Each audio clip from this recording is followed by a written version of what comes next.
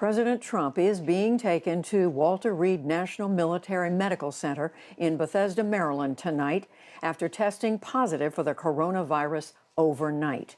White House Press Secretary Kayleigh McEnany said that he is experiencing, quote, mild symptoms and was to be airlifted to the military hospital. She says out of an abundance of caution.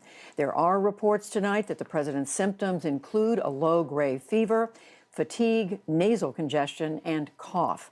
McEnany said he is expected to stay at Walter Reed for several days and will work from the hospital's presidential suite.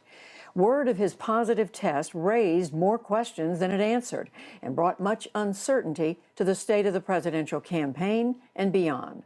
Our White House correspondent Yamiche Alcindor begins our coverage. The global pandemic hitting home at the White House. President Trump now infected with the very virus he's been fighting to contain, while at the same time downplaying. Today, in a tweet at 12:54 a.m., the president announced that he and First Lady Melania Trump tested positive for the coronavirus. He wrote, quote, "We will begin our quarantine and recovery process immediately."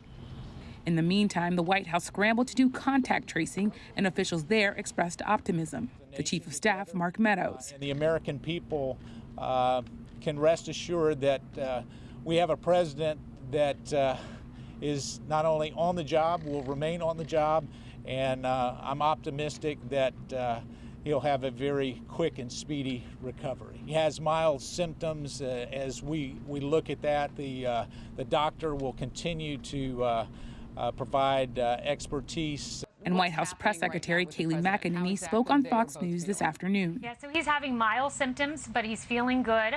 He's in good spirits. I spoke to him last night, and he absolutely was hard at work. But that revelation comes hours after news broke that Hope Hicks, a close Trump advisor who traveled with the president this week, had the virus. That sparked immediate concern of exposure among the president's inner circle and Washington's top officials. This morning, Vice President Pence and his wife Karen announced they tested negative. Pence's doctor said he does not need to quarantine. The Health and Human Services Secretary, Alex Azar, who testified before Congress today on political interference in the U.S.'s COVID response, also tested negative. But news broke this morning that Republican National Committee Chairwoman Ronna McDaniel tested positive on Wednesday. She was last with the president last Friday. Meanwhile, the Democratic presidential nominee, former Vice President Joe Biden, tested negative for the virus. He said in a tweet that he, quote, will continue to pray for the health and safety of the president. The president's infection upends an already unprecedented campaign.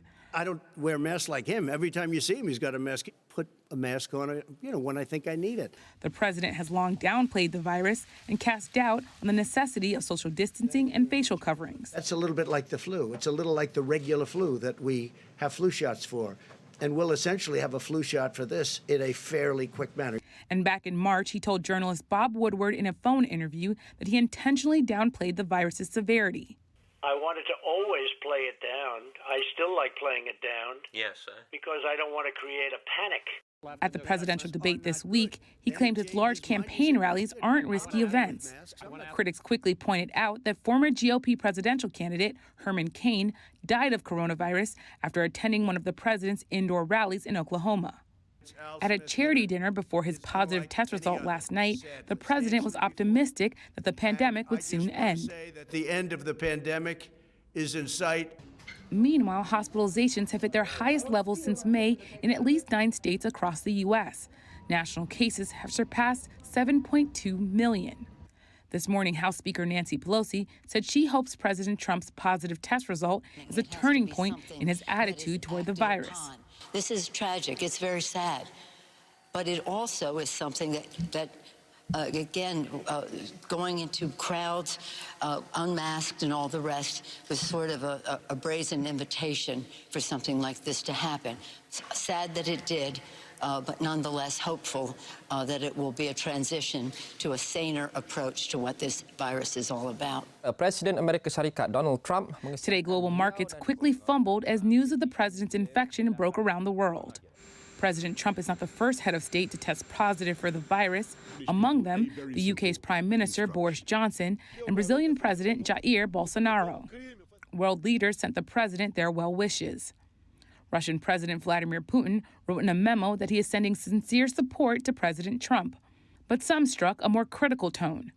French president spokesman Gabriel Attal said the president's infection is a sign that the virus spares no one, including those who are most skeptical about its reality and gravity.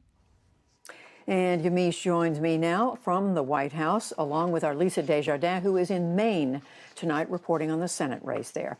Hello to both of you. And Yamiche, I'm looking separately at pictures from the White House. It seems that they are, at this point, not allowing the press to see the president as he leaves the White House building and goes to a waiting helicopter. But what do we know at this point about the president's health and how it got to this point? This is a remarkable moment for this White House, where the President of the United States, arguably the most protected American in the country, could not protect himself or his workplace from the coronavirus pandemic.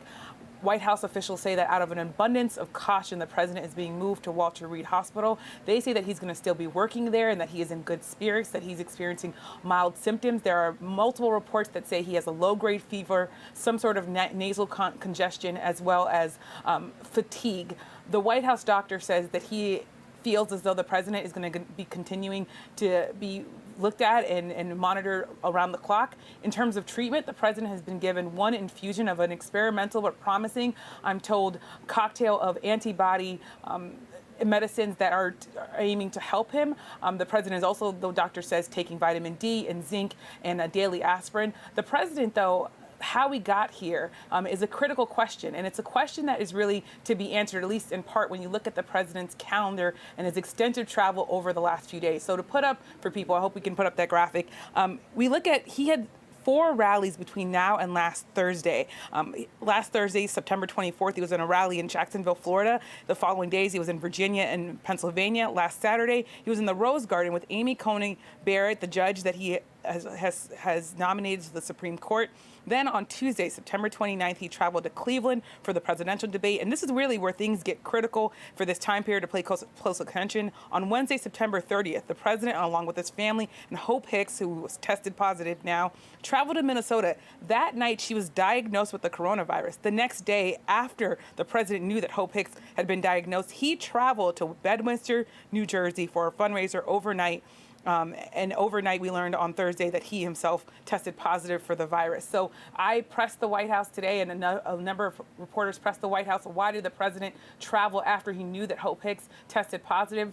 I'm told that the White House operations cleared the president to travel. Another thing that's a big question, how is this going to impact the president's work schedule? How is he going to be able to lead the nation while he has this virus? We're told that he's going to work from Walter Reed and then that he's been working from the White House. But there are a lot of health officials that are saying this is a president who's 74 years old, who is overweight, and who is part of the high-risk group that we've been talking about over and over again for people who could have complications for this coronavirus. And just very quickly, Yamiche, what have we seen with regard to the president's often disregard for guidelines from the CDC that masks be worn, that there be social distancing? Well, this is the White House that has not abided by its own health guidances. The president has said that he does not like wearing masks, that he doesn't feel like he needs to wear them. He's had rally after rally where we've seen people shoulder to shoulder, not social distancing. Here at the White House, I can tell you today, on a day where all of this news is breaking, we saw at least 3 officials without masks. That's the White House Chief of Staff, Larry Kudlow, a top White House economic advisor, as well as Kayleigh McEnany, a White House press secretary. As they were talking to me and as they were talking to other reporters, they were not masked. So that underscores that this is the White House, even while it's in the midst of this outbreak, this issue that they're dealing with, this chaos, they are not still wearing masks. And I should also remark that I was here last Saturday when the president rolled out Amy Coney Barrett as his nominee. There were people there, cabinet members, who were standing shoulder to shoulder in the White House Rose Garden who were not wearing masks. So there are a lot of critics of the president who say that was dangerous behavior and that this was really inevitable, that the White House would be a scene where people now have the coronavirus. And to Lisa, you've been covering Joe Biden. What does this mean for him? He shared the debate stage with the president just Tuesday night. Judy, a Biden campaign official confirms to me that that campaign is taking down their negative ads about the president at this point. And they made that decision before the president was on his way to Walter Reed, just out of respect for the situation that he's facing. Biden himself was on the campaign trail today. Let's take a look at what he was doing. He was in Grand Rapids, Michigan. Judy, notably wearing his mask during his entire set of remarks. Biden did say he has the Trump family in his prayers, but he also noted that he thinks that this is a time, an example to show that we need to fight the virus more effectively. On that note, Judy, another campaign official confirms to me that the campaign is worried about the Pence and Harris vice presidential debate set up for next week. They want to have greater distancing between those two candidates from 7 feet, which is what it is now. They would like 14 feet to feel safe. They want the Commission on Presidential Debates to enforce mask rules, which the commission did not enforce with last week's presidential debate. And one more thing, Judy, that official tells me this idea of the presidential debate for October 15th, they're not sure how that can happen given the news regarding President Trump. And just finally, quickly, Lisa, the president has been in touch with others around him, in touch with members of Congress. What are you learning about what this could mean for Congress and its work? It has been a very dramatic day on Capitol Hill, Judy, and one reason, Senator Mike Lee of Utah tested positive for the coronavirus this morning. I want to show you a photo of that event that Yamiche mentioned, the unveiling of Amy Coney Barrett as the president's nominee in the Rose Garden. Look at that audience. You see Senator Mike Lee with no mask directly behind Vice President Pence. Now, just a few days later, Mike Lee has tested positive for the coronavirus. He is home quarantining. I'm told he's fine, but he is experiencing symptoms. Judy, so let's think about this. Mike Lee also met with Coney Barrett at the Capitol on Tuesday. She has now said that she has previously had the coronavirus and recovered. However, Lee was also yesterday, Judy, in a committee hearing, the Judiciary Committee, with fellow members of the Senate, and it's not clear all of them are getting tested. A very large concern at the Capitol. Coney Barrett's confirmation hearings, Judy, I am told, will go forward as planned in just over a week, even though Mike Lee, one of the members of that committee, has tested positive. And we know what a priority that has been for the Trump administration. Yeah. Lisa Desjardins, Yamiche Alcindor, we thank you both.